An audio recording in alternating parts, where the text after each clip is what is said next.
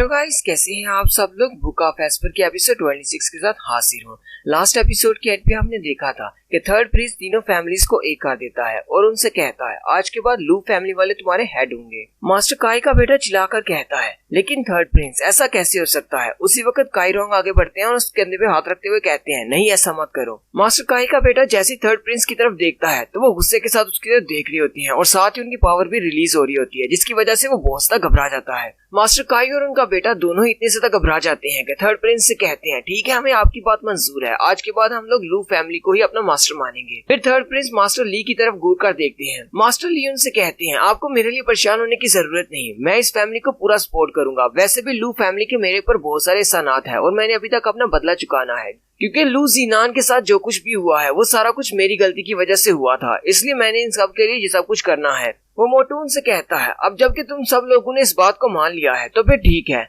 हम सब लोग यहाँ से चलते हैं। वो उन सब से कहता है ठीक है तुम लोग यहाँ से जा सकते हो। जैसे वो सारे लोग वहाँ से जाने लगते हैं वो मोटू जूफैन से कहता है जूफैन तुम यहाँ से नहीं जा सकते, मेरे साथ आओ, मुझे तुमसे कुछ काम है। वो मोटू जूफैन को अपने साथ लेकर जंगल की तरफ चला जाता है। जूफैन काफी ज्यादा हैरान होता है और कहता है अब ये क्या करने वाला है। वो मोटू वहाँ पर जाकर रुकता है और उससे कहता है तुम्हें परेशान होने की जरूरत नहीं, मैं यहाँ पर तुम्हें एक बहुत ही जरूरी काम से लेकर आया हूँ। अब जैसे मैं कहता हूँ तुम भी मेरे पीछे वैसी वैसी बात को रिपीट करो। वो मोटू अपना हाथ ऊपर की तरफ उठाता है और कहता है मैं you wing Kong royal family का थर्ड प्रिंस आज ये वादा करता हूँ कि आज के बाद मैं और जूफैन दोनों भाई हैं और दोनों एक साथ जिएंगे मरेंगे और कभी भी एक दूसरे को धोखा नहीं देंगे। फिर वो मोटू जूफैन से कहता है चलो ठीक है अब जल्दी से तुम भी इस तरह की शपथ लो। जूफैन उसकी बात सुनने के बाद हैरान हो जाता है और कहता है आखिर जिसका ये सब कुछ करने का मकसद क्या है, लेकिन फिर भी एक प्रिंस है इसलिए मुझे इसकी बात को फॉलो करना ही पड़ेगा।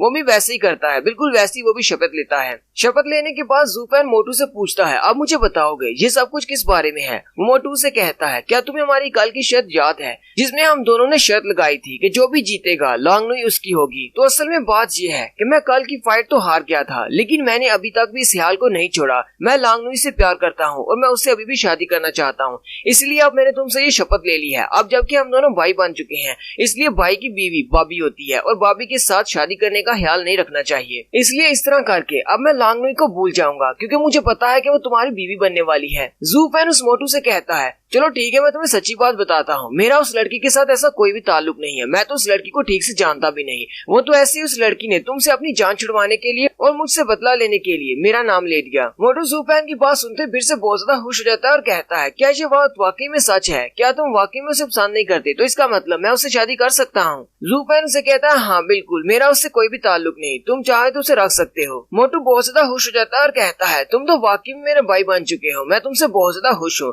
जूफैन उसे कहता है मोटू जरा मुझे एक बात तो बताओ, क्या वाकई में तुम्हारा ये जो प्रोजेक्ट है 3 फैमिलीज को एक मिलाने का, इसका मकसद सिर्फ एक 8वीं फैमिली बनाना है जो कि बाकी की 7 फैमिलीज को बैलेंस कर सके। मुझे नहीं लगता कि इन तीनों फैमिलीज को मिलाकर एक फैमिली बनाने के प्लान को 1000 साल तक तैयार किया गया और उसके बाद इसका मकसद सिर्फ एक छोटा सा है 7 फैमिलीज को बैलेंस करना। मुझे तो ये बहुत ज्यादा अजीब लग रहा है। वो मोटू हंसते हुए उससे कहता है मुझे नहीं पता, मुझे तो मेरे फादर ने बस इतना सा कहा था कि वहाँ पर जाकर तीनों फैमिलीज को ये सारी बात बता दो, इसके अलावा मुझे कुछ भी नहीं पता। जूफैन कहता है हो सकता है कि वाकई में इसको इस बारे में कुछ भी ना पता हो, या फिर ऐसा भी हो सकता है कि इस लड़के की एक्टिंग बहुत ज्यादा कमाल की है जिससे मुझे पता भी नहीं चल रहा कि ये झूठ बोल रहा है या सच बोल रहा है। जूफैन मोटू से कहता है जबकि ये सीक्रेट प्रोजेक्ट बहुत ज्यादा पुराना है, तकरीबन 1000 साल पुराना, और इसके बारे में किसी को भी नहीं पता था। फिर योमिंग वैली वालों को इसके बारे में कैसे पता चला। योमिंग वैली वालों ने पहले तो यहाँ पर आके अटैक किया, तीनों फैमिलीज से उनकी मार्शल आर्ट्स को चुराने की कोशिश की और उसके बाद उन लोगों ने इंपीरियल पैलेस में जाकर एम्परर के सामने अपनी सारी बात रख दी ताकि एम्परर को इस बात का शक न हो कि उनका प्लान क्या है।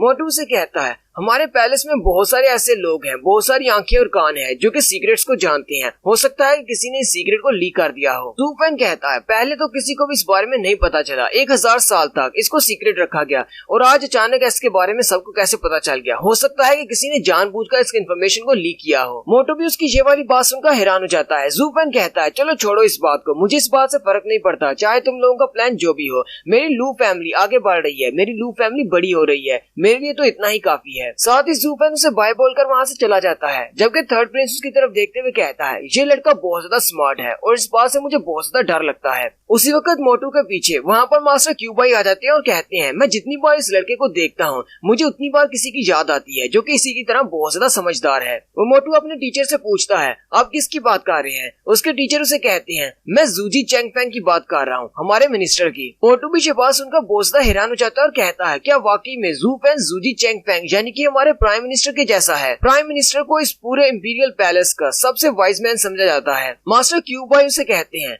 थर्ड प्रिंस तुमने आज जिंदगी का सबसे बेहतरीन फैसला किया है क्योंकि आज के बाद तुम ज़ूफेन के भाई हो। मैं इस बात से बहुत ज्यादा खुश हूँ। मुझे लगता है कि ज़ूफेन एक ना एक दिन हमारे इंपीरियल पैलेस के 4 पिलर्स में से एक पिलर बन जाएगा। मुझे तुम्हारे लिए बहुत ज्यादा अच्छा होगा अगर तुम इसके साथ दोस्ती बनाकर रखो। ये तुम्हारी हेल्प करेगा पूरी दुनिया को कंट्रोल करने में। कि तुम एम्परर के तीसरे बेटे हो, तुम्हारे लिए एम्परर बनना बहुत ज्यादा मुश्किल है, लेकिन अगर ज़ूफेन तुम्हारे साथ है तो तुम बहुत ही आसानी से एम्परर बन जाओगे। नेक्स्ट सीन कैपिटल पैलेस के स्लम एरिया का दिखाया जाता है जहाँ पर कोई भी नहीं आता जाता। वहाँ पर जूजी चैंगफेंग बैठा होता है, जबकि वहीं पर योमिंग वैली के मास्टर भी जाते हैं। जूजी के साथ उसके 2 गार्ड्स होते हैं। योमिंग वैली के मास्टर वहाँ पर जाते हैं। वो उनसे पूछते हैं सब कुछ कैसा रहा, प्लान कैसा चल रहा है। योमिंग वैली के मास्टर कहते हैं सब कुछ खराब हो चुका है, कुछ भी नहीं हो सका। 10 साल हमने जिस प्लान को तैयार किया वो हमारा प्लान फेल हो चुका है और साथ ही एम्परर ने हमें फैंगलिन सिटी में जाने से मना कर दिया है और साथ ही बाकी की 6 फैमिलीज पर भी बहुत सारी लिमिटेशंस लगा दी हैं। अब कोई भी फैमिली वाला फैंगलिन सिटी में नहीं जा सकता। लगता है कि एम्परर को हमारे सीक्रेट प्लान के बारे में पता चल चुका है। जूजी चैंगफेंग उसे कहता है तो इसका मतलब एम्परर पिरल ऑर्डर प्रोजेक्ट को स्टार्ट करने वाला है। योमिंग वैली के मास्टर कहते हैं मुझे लगता नहीं, मुझे लगता है कि उन्होंने इस प्रोजेक्ट को स्टार्ट कर भी दिया है। रॉयल फैमिली वाले 8वीं फैमिली को तैयार कर रहे हैं। पता नहीं 8वीं फैमिली वाले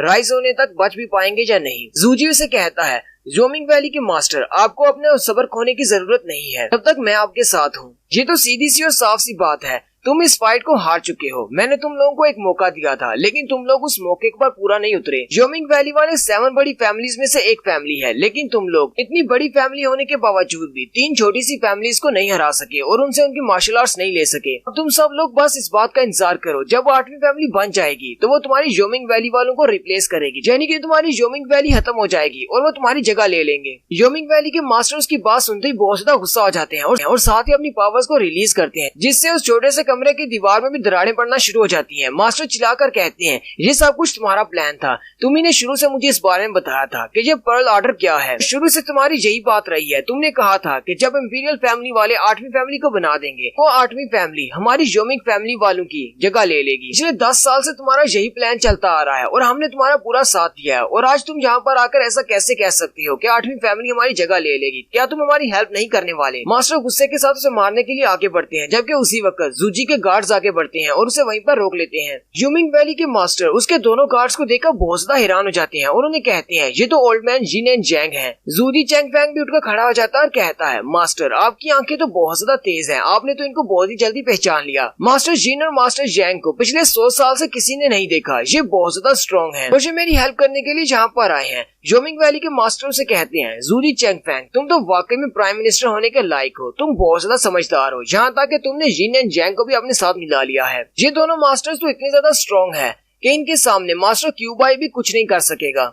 जूजी योमिंग वैली के मास्टर से कहता है तुम्हारी बात ठीक है, लेकिन मैं अपने आप को इस पूरे एम्पायर का सबसे ज्यादा समझदार इंसान नहीं मानता। योमिंग वैली के मास्टर से कहते हैं लेकिन ऐसा क्यों, मुझे पता है कि तुम इस पूरे कंट्री के सबसे वाइज इंसान हो, फिर ऐसा तुम क्यों नहीं मानते। जूजी उनसे कहता है ऐसी बात नहीं है, मैं इस एम्पायर का सबसे वाइज इंसान नहीं हूँ, बल्कि मुझसे भी ज्यादा समझदार इंसान इस पूरे एम्पायर में मौजूद है। योमिंग वैली के मास्टर बहुत ज्यादा हैरान हो जाते हैं और कहते हैं अगर तुम सबसे समझदार इंसान नहीं हो तो फिर इस पूरे एम्पायर में तुम्हारे अलावा और कौन सा इंसान है। वो ऊपर की तरफ इशारा करते हुए कहता है मेरे ऊपर जो है, यानी कि एम्परर। योमिंग वैली के मास्टर भी ये बात सुनकर बहुत ज्यादा हैरान हो जाते हैं और कहते हैं लेकिन एम्परर तो बहुत ज्यादा बेवकूफ है, वो तुमसे ज्यादा समझदार कैसे हो सकता है। जूजी उसकी बात सुनने के बाद हंसना शुरू कर देता है और कहता है तुम्हें क्या लगता है कि हमारा एम्परर बहुत ज्यादा बेवकूफ है। मुझे इस टीनियो एम्पायर के प्राइम मिनिस्टर बने हुए पूरे 40 साल हो गए हैं, लेकिन मैं आज तक नहीं समझ सका कि हमारे एम्परर के दिमाग में क्या चल रहा है। वो इतना ज्यादा समझदार इंसान है कि कभी भी ये नहीं दिखाता कि वो क्या सोच रहा है। साथ ही वो योमिंग वैली के मास्टर से कहते कहते हैं आप अभी वापस चले जाएं, हमें अभी आपकी जरूरत है, इसलिए कुछ भी ऐसा बेवकूफाना मत करना जिससे तुम्हारी वैली मुश्किल में पड़ जाए। और एक बात हमेशा याद रखना, एम्परर के साथ उलझने की कोशिश मत करना क्योंकि एम्परर बहुत ज्यादा समझदार है। ये बात मैं तुम्हें पहले ही बता चुका हूँ, इसलिए उससे बचकर रहना। अगर उसे पता चल गया तो तुम्हारी जान जाने में जरा भी देर नहीं लगेगी। फिर जोमिंग वैली के मास्टर वहाँ से चले जाते हैं, जबकि जूजी ऊपर की तरफ चेहरा करते हुए कहता है हमारे एम्परर का पता नहीं क्या प्लान है, मुझे समझ क्यों नहीं आ रही, और उनके इस प्रोजेक्ट का मकसद क्या है, मुझे इसका सही से मकसद समझ नहीं आ रही कि 8वीं फैमिली बनाने का मकसद क्या है। नेक्स्ट सीन ब्लैकविंड माउंटेन का होता है। फॉगी फॉरेस्ट के अंदर एक गड़ा होता है जहाँ पर बहुत सारा ब्लड होता है। यहाँ पर जू फैन आता है। जू फैन उस गड़े के अंदर अपने सिल्क वर्म को रखा होता है। जू फैन के पास एक छोटी सी बॉटल होती है। जू फैन अपनी बॉटल में उस सिल्क वर्म को निकाल लेता है और कहता है अब ये तैयार हो चुका है एक वेपन बनने के लिए। जू फैन कहता है अब जबकि ये बड़ा हो चुका है, अब मैं इसे एक नया नाम देता हूँ, आज के बाद मैं इसे ब्लड सिल्क वर्म कहा करूंगा। और साथ ही जू फैन कहता है वक्त हो चुका है फैंगलिन सिटी को छोड़कर जाने का। और यहीं पर हमारी एपिसोड 26 का एंड होता है। एक्सप्लेनेशन अच्छी लगी हो तो कमेंट करके जरूर बताइएगा। चैनल को सब्सक्राइब कर दें, वीडियो को लाइक और शेयर कर दें। शुक्रिया।